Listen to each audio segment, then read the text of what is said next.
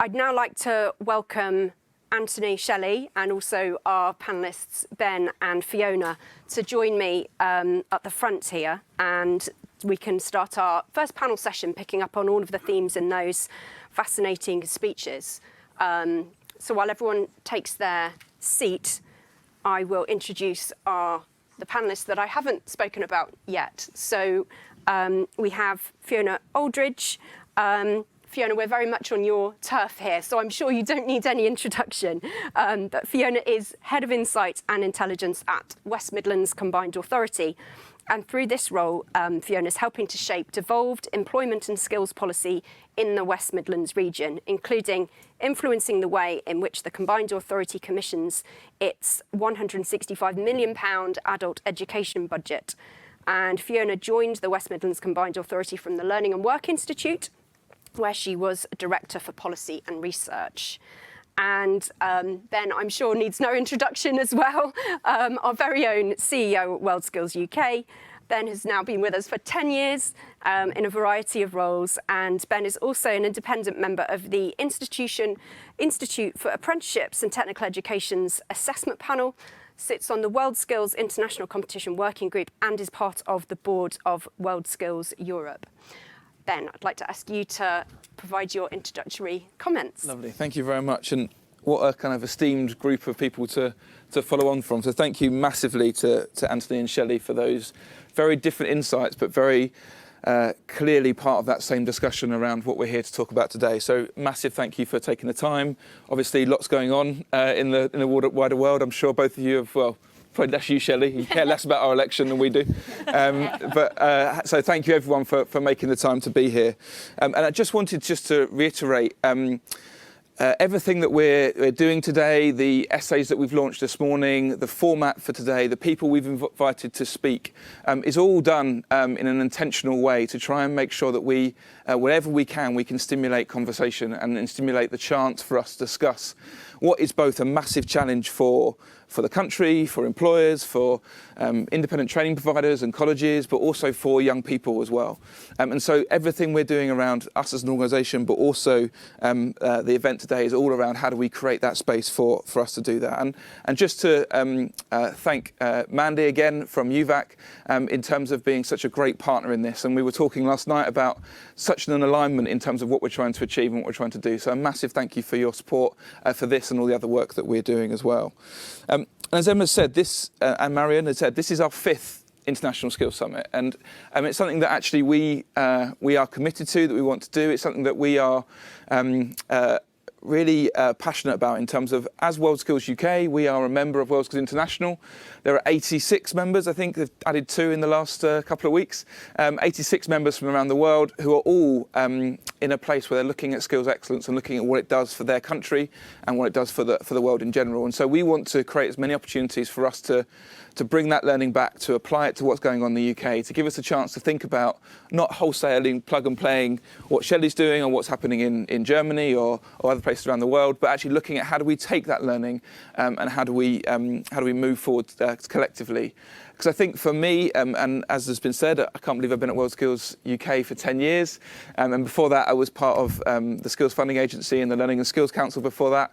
And since my involvement in that, this sense of how do we make sure that actually not only are we saying that the UK has got this amazing system, but how do we constantly have that openness to learn? And I think that's where we're not about international in terms of how do we take the UK system and we implant it somewhere else and we say this is the best way of doing it. This has got to be a two-way relationship. And so hopefully events like these are key to that. And I think the other thing is what I wanted to say is that my team, I guess, accused me of being an eternal optimist. Which is a good thing, but I can imagine is very frustrating as well. But I do think that we are in a position, especially with the announcement yesterday, of being able to be a bit hopeful. And people may disagree with me with that, and there may be complete disillusionment. And I'm fine to be disagreed with, but I think there is importance for us to be hopeful and to be ambitious with what we're talking about today. And again, so that's why this afternoon we're looking at both the policy and the pedagogy in terms of how you do these things. Yes, there is a conversation about what needs to change at a structural level. How do we review and reform things? How do we make sure that actually we don't spend the next 2 years changing everything and focusing on that, but how do we build on what we've already got currently?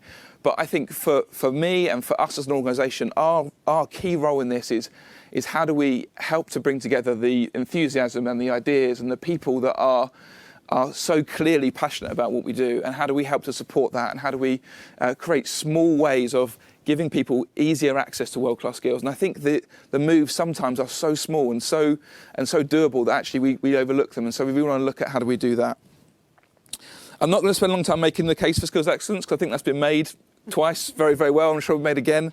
But just to say, from all the research we've done, all the conversations we've had, it's important to employers in terms of the growth we need in the UK from a domestic point of view. It has a massive effect on our attractiveness internationally in terms of people investing in the UK. And for me, it's one of the most kind of democratic ways of looking at social mobility. If you can give young people a skill, and whether that skill is at entry level or at level 6 or 7, it doesn't actually matter. If you give them the skill, you give them the confidence, you give them the agency, you give them the autonomy to be able to use it how they want. So for me, it is a massive social imperative for us as an organisation and as a country. And I just wanted to focus a little bit on what World Skills UK has developed into, I guess, over the last 5 years. And we are an organisation that is about promoting and celebrating technical education in all its forms. And we can debate whether it's what is called TVET or Professional and Technical Education, or CTE, there we go, which is also apparently a head injury, so take that as you will.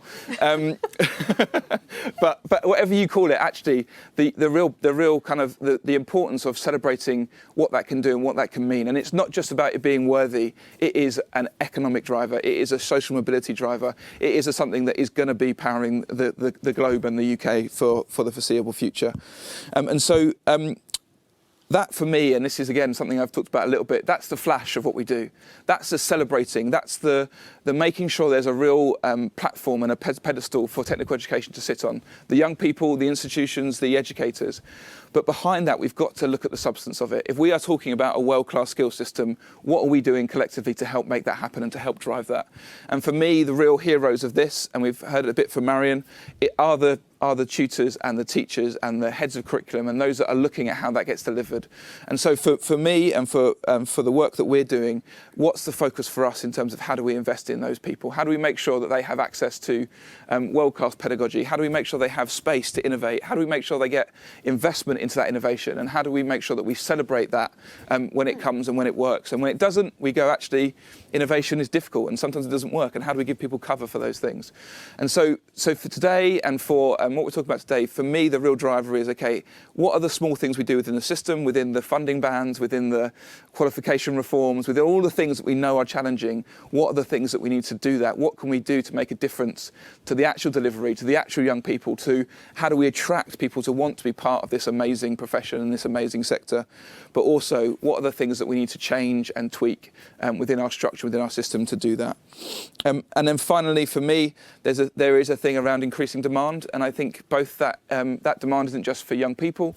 It's looking at how do we change the hearts and minds of parents and teachers from secondary education. How do we change the minds of employers in terms of where they're looking to recruit? And I think actually we are seeing far more of that than we know about. I mean, we have a member of our board who is is a partner at Grant Thornton, and he talks really eloquently about the shift they've gone from 80% graduates to 80% apprentices.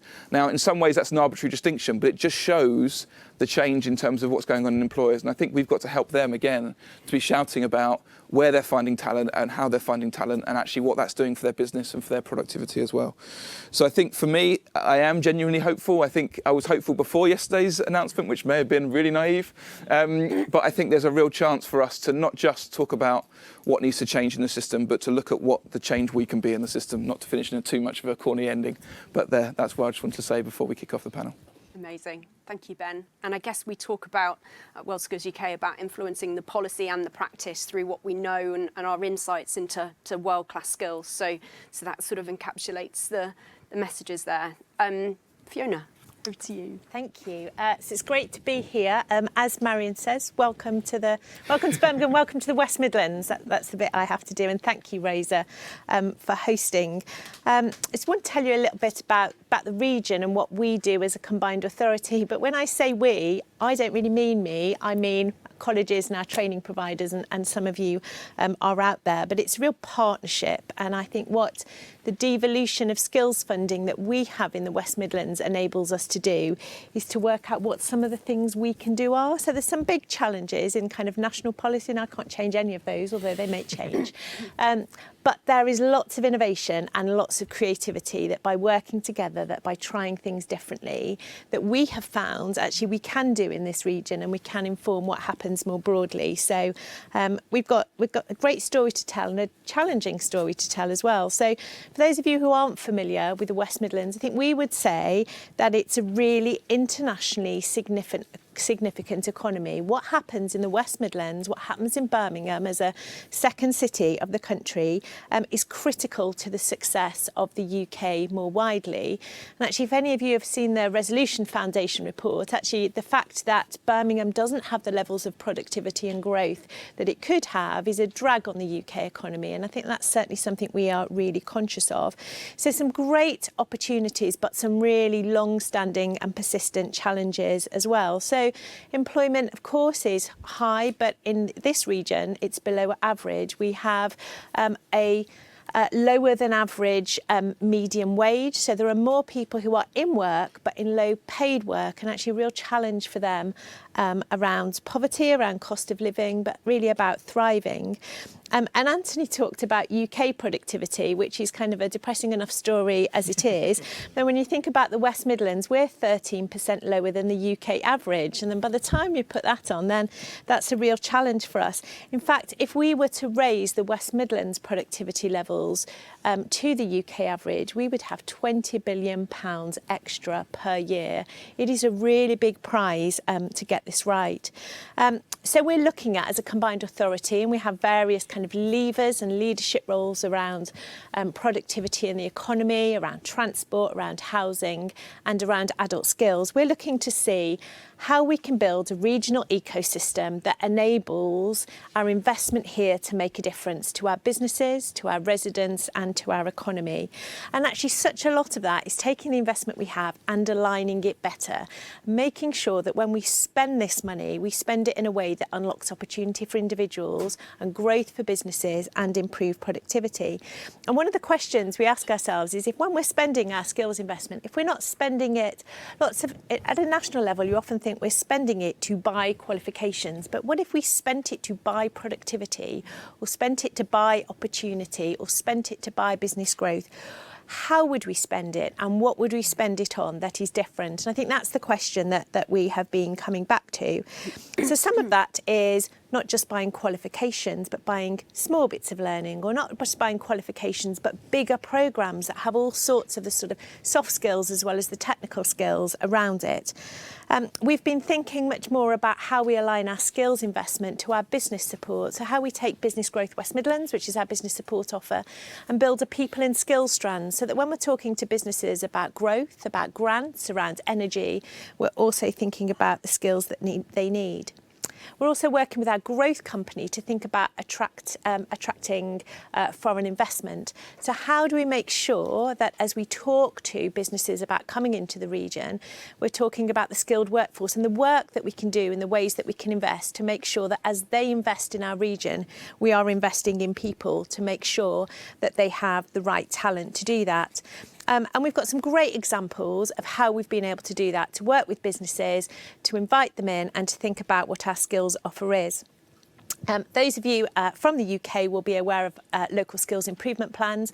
The findings of ours, and they're very similar across the piece, aren't they, very much echo what Shelley was saying. There's a set of technical skills we need in this region, but there's a set of, I think, what you call workplace skills. It's quite a handy label because we always struggle with what we're going to call those. I like those. And there's a real challenge for us about leadership and management skills, which really links into your point about business productivity. And actually lots of the businesses that were surveyed as part of that LSIPS really said that they didn't have confidence that their business had the leadership and management skills to be able to navigate the challenges that were coming up around net zero, around digitisation, around economic change. And so one of the things that we've done is thought about how we invest in leadership and management skills for our businesses, but also for some of those people whose careers are stuck, and actually a bit of investment there would make a real difference. There's lots for us to do, and lots of things that we will be trying with our colleges. We want to make sure that our businesses are really supported to thrive. We also want to make sure that the training offer that we have is really affordable and accessible. Our skills funding is for adults, so really interested in young people. We're a young region, but our devolved funding is 19 plus.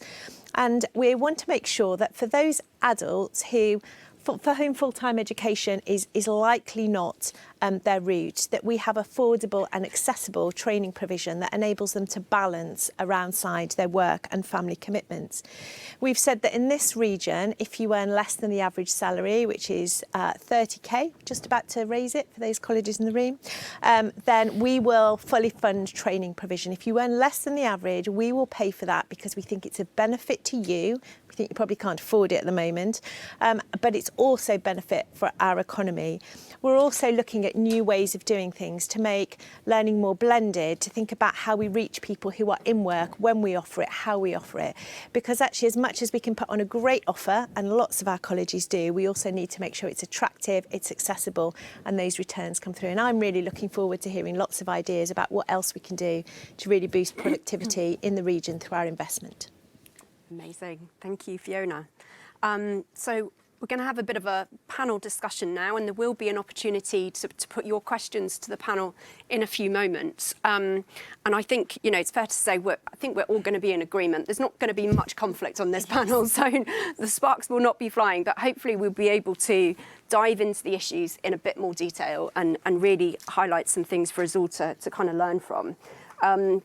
One of the things that I'm really interested in, I'm kind of in the skills world now, but haven't always been in the skills world. And from a previous life, I know that skills is one of the biggest drivers of productivity, but it's not getting the attention it deserves. And that's one of the constant frustrations, isn't it, being in the world of FE.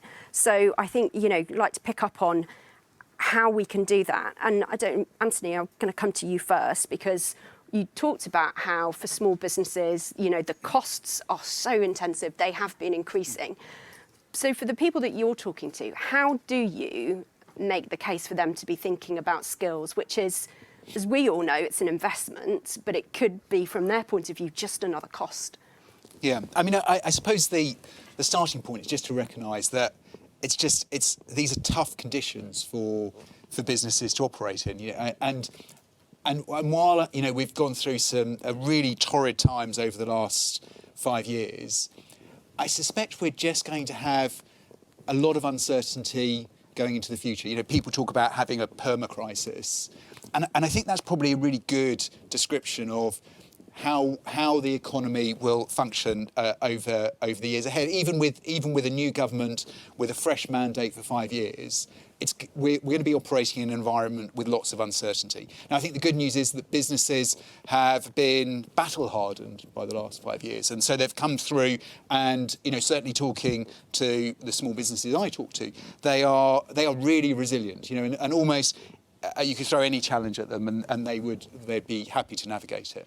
The challenge with skills, as you say, is it's an investment. It's a long-term investment. You don't spend the money today and suddenly start seeing the return, the next day or the day after. But I think what is happening is that businesses are recognising that they are operating in these uncertain environments, and they're going to have to start making some of these longer-term investments. That actually, to thrive in this perma-crisis environment, that they are going to have to make those key strategic longer-term investments that you need to make for skills to really work.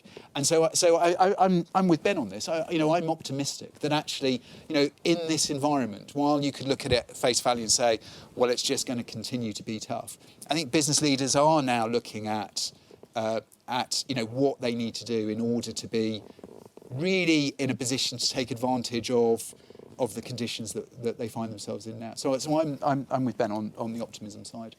Fantastic. Not just me, that's good. It's not just And I suppose if you, do you have case studies to show that if you make that investment, then actually that gives you competitive edge, that will help you raise your productivity and so on? Yeah, actually, a really good example. We are running a programme with University of East London to help young Londoners sort of make the first step into their career. And a lot of the young people on the programme are from disadvantaged backgrounds. They maybe haven't done so well at school. And we put them through a programme, and we're focusing them on very specific digital skills. So it's like a digital skills boot camp. But instead of a sort of broad set of skills, we're focused on process automation software, for example. So really, really focused skill set. And what that does is that for employers, they're able to see how that young person can start in the organisation and actually start delivering real value from day one. So I think, what we've seen is that that's a very powerful way to help those, first of all, to help those young people take that one or two steps into a meaningful career, but a great way to engage businesses to see, actually, here is some really valuable raw material that we can invest in and build up into a valuable member of our team. Absolutely. Shelley, what's the US perspective on this? Are you struggling in the same way that we perhaps feel like we are sometimes in getting skills and productivity on that agenda? Does it play out in the policy debate in the States? Oh, absolutely. So I think, especially during the pandemic, we saw a light shown on the need of the essential worker and the skills that we are training students for. And then even more so, one of the larger debates in the US and one of the larger conversations has also been the large student loan debt that students across America are facing. And so with that, we've actually seen an increase in Gen Z students and young adults actually going into skilled trades. For the first time in decades, we are actually seeing the skilled worker, actually that age decreasing. And most of that is because of the elevation of skilled and the need and the recognition of the need for skilled labor in the U.S. And our graduates know that they can go through earn and learn programs and other ways without having that large student debt. And oftentimes that entry-level worker, when they come in, they're coming in at wages that are higher than professional workers without the debt. So really giving us a wonderful opportunity. Like I said, there's never been a better time to be skilled in the U.S. or globally. There is such a demand for the work that our students do, and then the increased wages. Our students are actually earning income while they're learning, and that they actually are having their choice of what occupations to go into. And there's the work that we do at Skills USA, as you do with World Skills UK, that is so important, is really elevating that value and recognizing that these are careers of choice, not last resort, and really looking at improving that perception.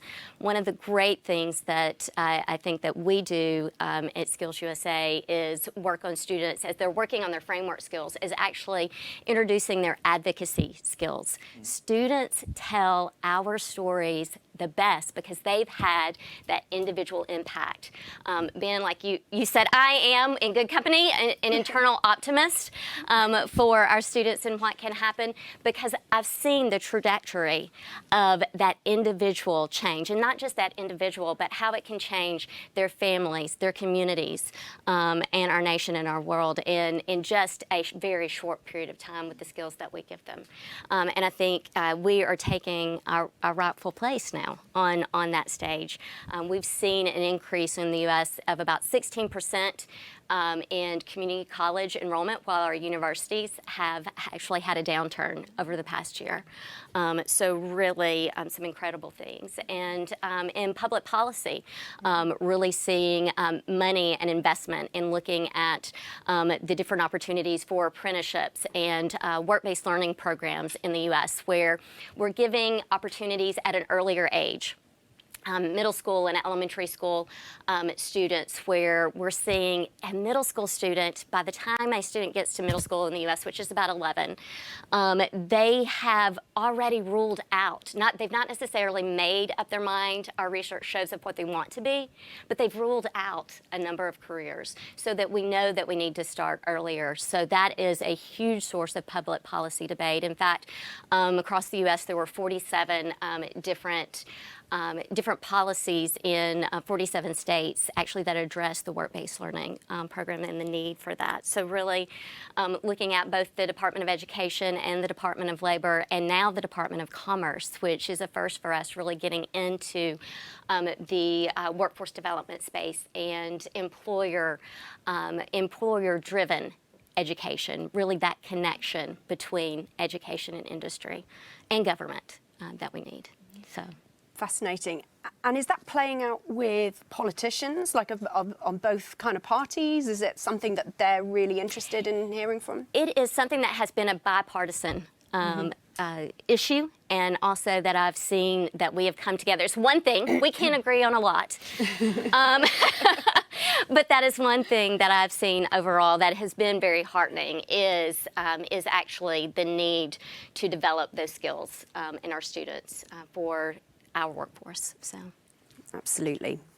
Fiona, just coming to you, we have a new mayor in the West Midlands. Yes. Can't possibly not mention Richard Parker. What can you tell us about his perspective on some of these things and how much that's going to be a priority for him? Yeah, certainly. So he's 2.5 weeks in, I think. So I was really pleased that we managed to get him to a college in his first week. So I think that's great. He's been talking about skills being a priority for him, just kind of coming back to the mayors. And, you know, there's a significant part of the country and population covered by mayors now. I'm really not surprised that they talk about skills as a priority, in part because actually in this country we're really centralised and mayors only have a few levers. But when you're in a place, skills feels much more important than I think it does when you're thinking about national policy. Because in a national policy, you're dealing with something, and actually if people drop out, or if you're focused on something else, then the people who don't take part, they go into a different department. If you're in a place and people haven't got skills, they do end up on different agendas, but they are more expensive and they are more problematic. So for our young people, if they are not coming through with skills and into jobs, then they end up in our NEET figures or our unemployment figures or our homelessness figures and our crime figures. They don't go away, they just end up in really difficult places. And so skills becomes really important. The danger with that, of course, is that then politicians start to think that skills could fix everything, when actually there's some broader challenges there. But I have been really encouraged in working in a combined authority, and obviously working with the previous mayor for longer and now for Richard, but just how important they recognise this, and particularly the alignment to economic opportunities within the region. And I think that is something that this mayor will really focus on: skills for young people and skills aligned to where jobs are going to be and where economic growth is going to be, so that we not only create a thriving regional economy, but we make sure that the jobs and the prosperity from that comes to our residents and to their voters as well. So really encouraged. Yeah, and that plays into the inward investment piece. So Yes. some work that we did with EY Consulting a few years ago, their annual survey of international investors showed that outside London, skills in the labour market was the most important factor in deciding where to invest. So I think particularly for regional economies, it's important. And those international investors bring jobs, they bring technologies that we don't have, and actually can have a spillover impact on the rest of the economy. So absolutely vital. Just wanted to pick up one more thing from what you said, Fiona, which was really interesting, around the business support services that you're providing and linking the people and skills and actually integrating those two. So how is that operational now? How's that working? So we're just starting on that now, and there's lots of work that, I mean, colleges and universities and training providers have always been working with employers, haven't they? The challenge is we want to make sure that that is easy to access, streamlined, and there's lots of work taking place. But we've quite recently set up a business support service for the West Midlands that's more coherent.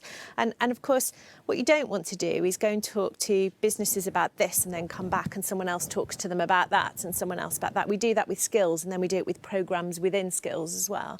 But actually, while we're talking to businesses about energy grants, for example, or talking about kind of their growth opportunities in land, we need to be able to talk to them about how skills unlocks that, because it's not just skills in itself. It's about making sure that their leadership and management teams have the right skills to think about their energy needs. And one of the exciting things that we found on the leadership and management offer that we've put through is that as we have been training leaders and managers with businesses, they then come back and say, actually, my staff need some skills development. So there's been a real cascading of, if you get to leaders and managers, they really change how they feel about training and development and the rewards for that. And it's been great to see some businesses just come back and say, actually, we thought this was just for us, but actually this is beneficial for our business, because almost regardless of whether they fit with Anthony's equation, they feel it. They feel that improved productivity. They don't necessarily always need the numbers. They know something is happening and want to invest in it, and that's been great to see. Absolutely. And those leadership and management skills are absolutely vital, aren't they, for creating the market, the demand for the kind of technical skills that we all want to provide at a high level, and helping those leaders within the business sector understand the importance of those, because unless you have that, you can't then use the more exciting technologies that can give you the productivity gains. So I guess, Ben, that makes me think about our Centre of Excellence programme and how that move from competence to excellence can really help with that shift. So, yeah, just to again plug the essays, that conversation around skills excellence and place. There's a couple of the essays that speak to that in terms of both the unique elements of that, but also the real power that you can actually magnify that in terms of it being space related. So just to bring you back to those little cards on your desk, and I think the conversation around the Centre of Excellence, I think is really right in this space. And what started out as quite a focused programme, which was looking at how do we give. There's a real CPD element to it, but there's also a kind of cultural change in terms of what do we expect, what do we hope, what ambition do we have for our students? How do we help the workforce within FE, which we know has a lot of challenges and a lot of demands on their time? How do we create a platform which helps to say whether you're doing entry level or again level 6 or 7, whether you're doing hair and beauty or you're doing CNC milling, whether you're working to a qualification or whether you're working to an employer spec, within all of those things, what does excellence look like? And actually, how do you get there as well? And so that whole thing around moving away from something being elite, an elitist, and saying actually, while world-class skills are hard, they are accessible to all, and here's how you get there, and here's how you do that.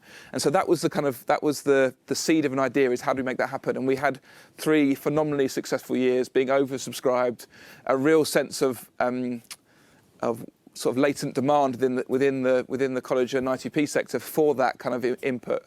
And then the second stage of it, which we launched this time last year, I think it was, so it's about a year in, is looking at that, but is trying, I guess, create space to look more broadly at how do you look at excellence in everything you do. So yes, there's the CPD element, but there's also things like the essays, which are part of the Centre of Excellence, which are looking at bringing in new ideas. There's also the Network for Innovation, which is looking at how do we give people a chance to think differently, to try things out. And I think a big part of this conversation, both for employers but also for educational institutions, is about how do we not remove the risk, because investment is always risky, but how do we give a bit of cover for taking a risk, for taking a leap, innovation leap in these things? And so the Centre of Excellence has kind of transformed into that, without losing its core, into looking at, can we help to support a culture of innovation, a culture of risk taking? Can we give people a bit of cover in terms of that? And actually also, can we, so one of the other things that we found from our research looking at foreign direct investment is that when an international employer comes into a local area, not just the direct impact of that in terms of jobs, in terms of supply chain, but there's a fallout in terms of productivity, of learning from that. And so any way we can recreate that, and having people like Shelley here, having World Skills India joining later, is, I guess, just not saying here are all the answers, and I'm sure Shelley will say she hasn't got all the answers, but here's a different way of looking at it. And so the Centre of Excellence for me is, yes, it's focused on on the educational institutions and the people that are there, but it's more and more looking at how do we include employers in that, how do we make a bit of a broader space, how do we give people a bit of cover to try new things and see if they work as well. And again, something that I think it could be is kind of part of this. We talk about marginal gains a lot in Team UK. So how do you put 3 or 4 0.5% together and actually you make a real difference? And so for me, this isn't the answer to all the questions, but it's these marginal gains in terms of looking at how do we build on what we currently have as a system. Absolutely. So now it's your chance to pose questions to the panel. So please raise your hand if you've got something you'd like to ask, and wait for the microphone, because although hopefully we can all hear each other in this room, there is a spillover room, and we're also recording for the website. So in the orange jumper, if you could say your name and where you're from. Yeah, of course. I'm Ben Rowland. I'm the CEO of AELP, who represents government-funded training providers across the country. A question related actually to what you just talked about, excellence. Really looking forward to the session you're going to be running at our national conference in a month's time, which is going to be great. But I want to talk about the process through which people acquire skills, the process through which a group of people, teachers and a programme and materials leads to the inculcation of skills in the learner. And in particular, the rapid advance that we've seen in the last 5 or 6 years around the science of learning. We often talk about the art of teaching, and maybe now sometimes the craft of teaching. Actually, we now know enough about neuromodulators, neurotransmitters, the importance of sleep in consolidating. So we have a science available to us that most people who are now at the top of the teaching profession are unfamiliar with. They didn't have when they started. So I'm keen to understand how all the organisations represented on the panel are thinking about the neuroscience of learning, integrating it into your thinking, and what excites you most about this new opportunity. great question. Science of teaching, Ben? Sure. Yeah, happy to. And we've talked about this a little bit before, and I think that is genuinely one of the things that I'm most excited about from the work that we're doing with educators. And you're right, there is a really fertile ground in terms of tutors want the best for their students. They want the most up-to-date things. They want to look at how do they kind of do the best within the resources they've got. And the beauty of World Skills UK over the last, I like the 8th decade, but in the last like 75 years of working is that there's a real link between what we've done for Team UK and taking a team out to compete and looking at all the best learning you get from elite sport. And in the same way that the F1 teams are the proving grounds for new aerodynamics and new fuel efficiencies and electrical recharge, actually sport is a really good place to look at the science of performance as well, and the science of learning, the science of improvement, all the kind of things around feedback loops. And so the work that we've done, and the privilege, I guess, of being World Skills UK, is that we've been able to test those things, to get those wrong, to figure out what works and how do you translate what works for a sprinter or for a hockey team into what works for a CNC miller or for a beautician or for an accountant. All of those things, there's massive read across, but you can't, again, just plug and play those things across. And so the exciting thing for me is yes, we have got access to that kind of sport read across, but what I probably shouldn't have been surprised about this is just the sponge-like nature and the real enthusiasm that all of the people who have been involved in the programme have gone, I can use that, I hadn't thought about that, how does that play out? And the fact is that the work that we're doing in the programme we've got isn't static. As you know, these things are continually moving and continually changing, and so the team that we've got through the international programme gives us that constant feedback loop in it. So, I mean, yeah, I'm very excited about that kind of thing. I still think there is an art to it, if I'm honest. I think both of those things are present and both of those things are important, but I think being able to have that constant feedback loop for us is massive in terms of being able to then continually to refine that process.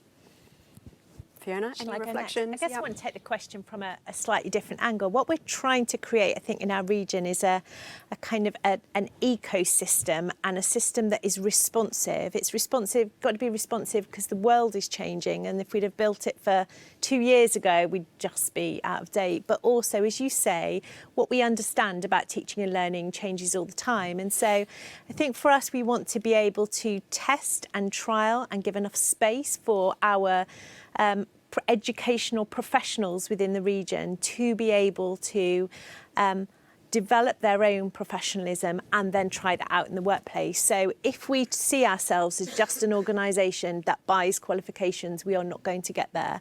But if we see ourselves as an organisation that with our other partners in the region wants to create this responsive integrated system whereby we bring in through all of our partnerships the learning that is taking place, and then we get to try new things, we will be able to harness that. Because in all honesty, I don't spend a lot of time thinking about that. What I'm really hoping is that my college leaders, my training providers, my universities are and have enough space and security to be able to put that in place so that we can get better outcomes. And I think once you start focusing on not your inputs and your outputs, but the outcomes and the impact that you want to achieve, you start to be able to take all those things into account.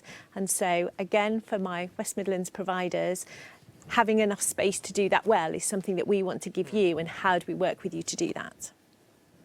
Anthony. I mean, I don't think we've got a choice, Ben.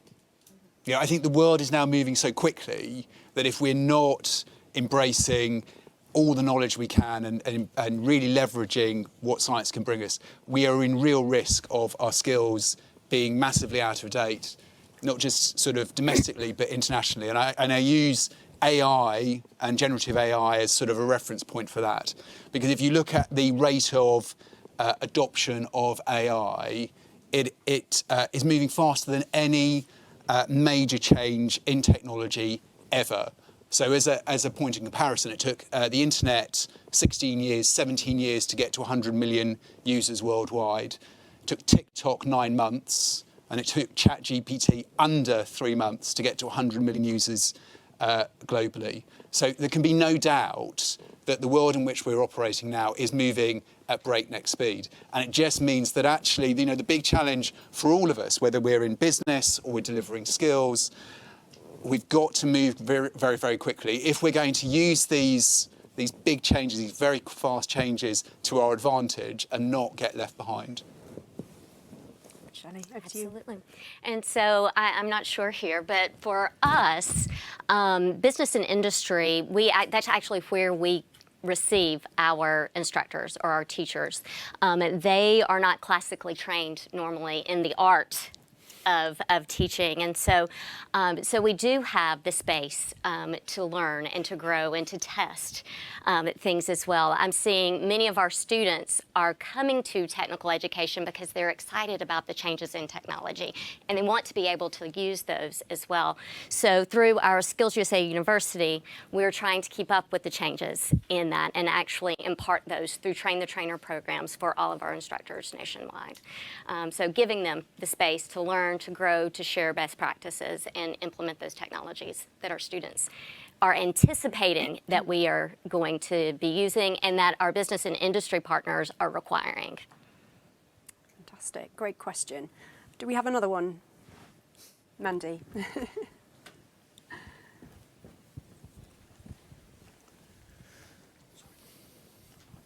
Yes, good morning, panel.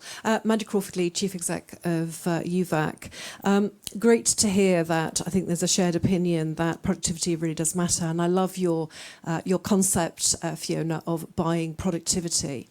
And I think day one of a 6-week sort of long campaign for our next government, I think we need to really argue that productivity should be the start point for any new government when they consider apprenticeship and skills policy.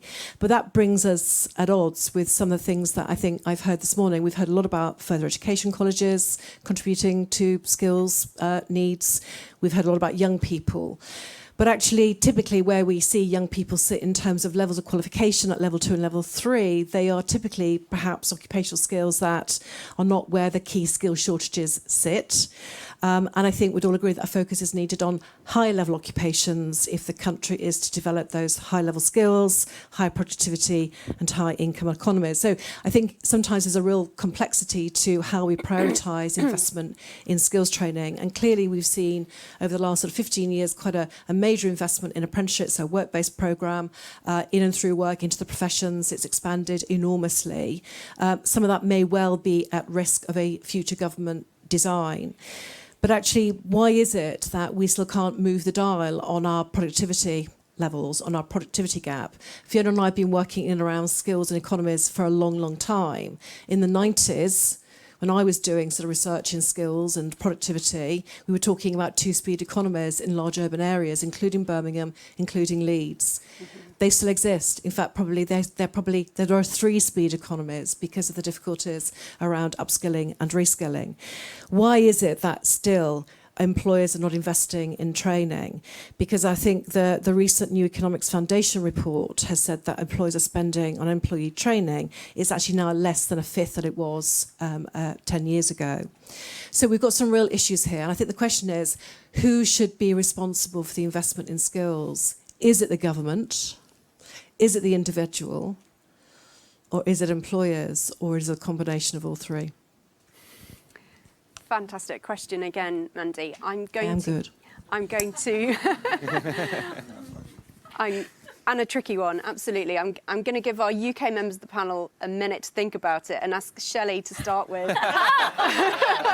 which is slightly cool, but maybe less jeopardy for you in terms of the answer. So. Yeah, absolutely. I was just drawing a triangle because that's the way I think of it, and that's the way we approach it at Skills USA. Is it's very much just like our framework. There are three equal parts.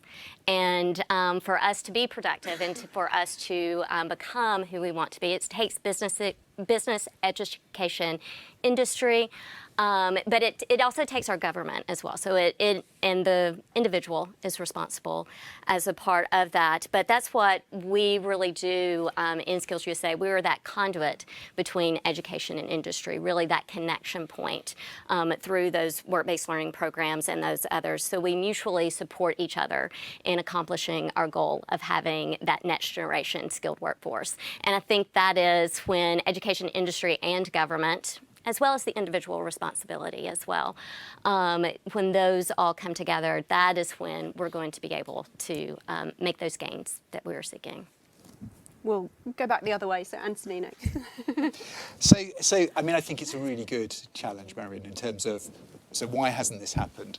And I suppose I look at it from three different angles. Marion, I'm Mandy. Sorry, Mandy. sorry. M.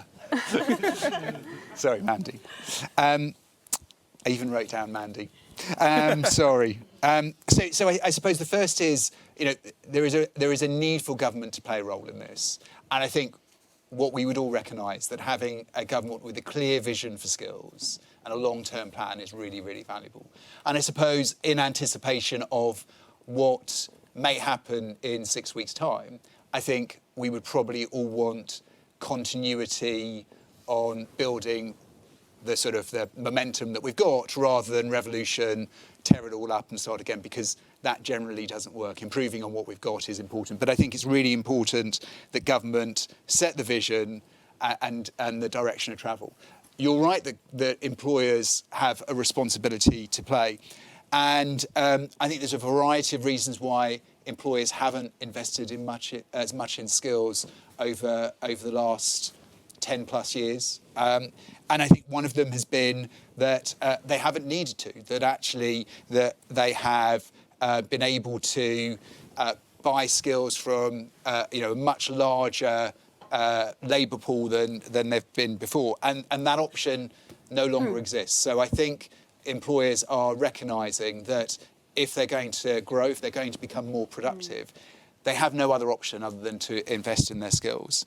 And I think the final part is the role of suppliers, and actually how can the skills provision be made easy for businesses. And I'm very conscious that the skills system as it currently operates, particularly around apprenticeships, really favours larger employers, because actually they have more resources to be able to work out how their skill strategy can fit with how the skills system operates. For smaller businesses that represent 99% of all businesses in the UK, employ 2/3 of all people in the UK, they just don't have the resources to navigate the system. And so, making the system and the provision easy to access, I just think is so crucial to kind of tap into that very rich seam of the UK economy.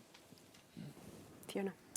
So I agree with what Anthony said. So just thinking about adding different things to it. So your point about high-level skills is really important. When we've done some work to look at our plan for growth, which is like our medium-term economic strategy for the region, what we see is that the majority of new jobs coming through are at higher levels. Our challenge in the region is 1 in 10 of our adults don't have any qualifications at all. So we want to invest absolutely in higher level skills, but our challenge is to create pathways for people so that we start where they are, but actually have stronger ambitions for where we can get to, because I think we've historically, and certainly the kind of system we inherited on Devo, was that a lot of money was spent on lower level skills, and absolutely public money should be spent there, because if you're out of work and you're not well qualified, no one else is going to invest in you.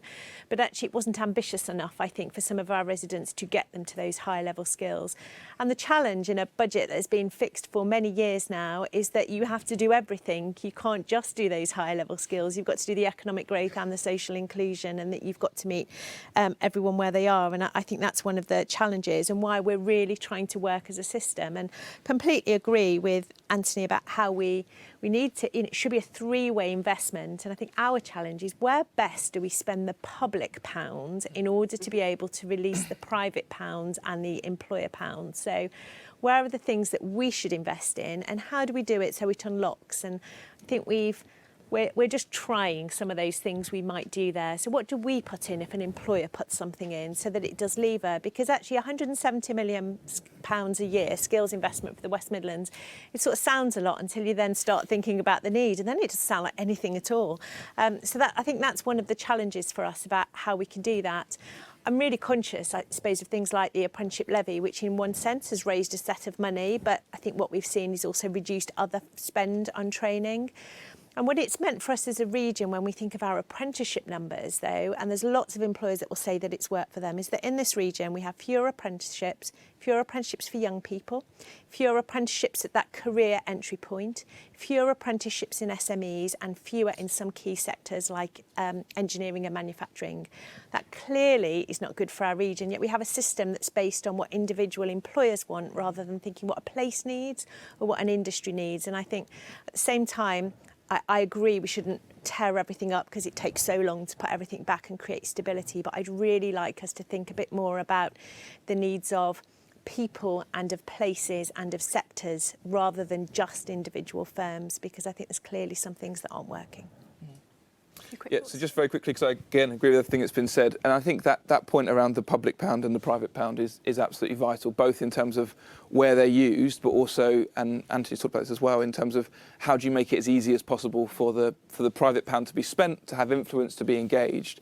And I think there is a thing, again, this is cultural and it's going to take a long time to wind back, but there's something for us, I guess, as a sector about how do we hide the wiring on these things, and how do you make it as simple as it possibly can be, both for employers, but also when you're talking about the levels and the sectors, how do we make sure that we have an equivalence to how you engage in the academic route, which is GCSEs, A-levels, university, whether that's right or wrong, that is the simplicity of it. And so there's something for us around how do we give some freedom for employers to invest and to be part of that, and that is going to take a long time. Our research last year looking at advanced manufacturing showed that while the vast majority of employers are seeing a cliff edge of skills in the next 10 years, only 50% of them are doing anything about it. And that's them saying that. And there's got to be a reason that is going to take a long time. And if you go somewhere like Germany, there is a social responsibility and a social role which they feel beyond the bottom line, beyond productivity, about their role in the organisation. And I think when you bring in something like the levy, one of the unintended consequences is everyone goes, it's not my problem anymore. And that's what happened when we brought welfare into the UK. Things like the Peabody Foundation and Rothschild and all those, that kind of stops. And it's the same thing in skills. When you introduce a levy, one of those things is then how do you keep people investing on top of that rather than saying, I'm already paying my thing, that's not my problem anymore. Amazing. I'm going to have to wrap things up there. I'm so sorry, but everybody can hopefully have a chance to network and ask our panellists some questions at the end. We've covered a lot. We've covered the science of teaching. We've covered the perma-crisis, although I'm not sure we've come up with all of the solutions to it yet. But I think the takeaway from my point of view is we just need to carry on working together, because we're going to have a new government of whichever colour in 6 weeks' time, and how compelling it would be to go to the new government, skills and business hand in hand, to say, we want to talk to you about solving skills and productivity. Any government is going to want to know about that, I hope. So let's keep talking and working together. Thank you to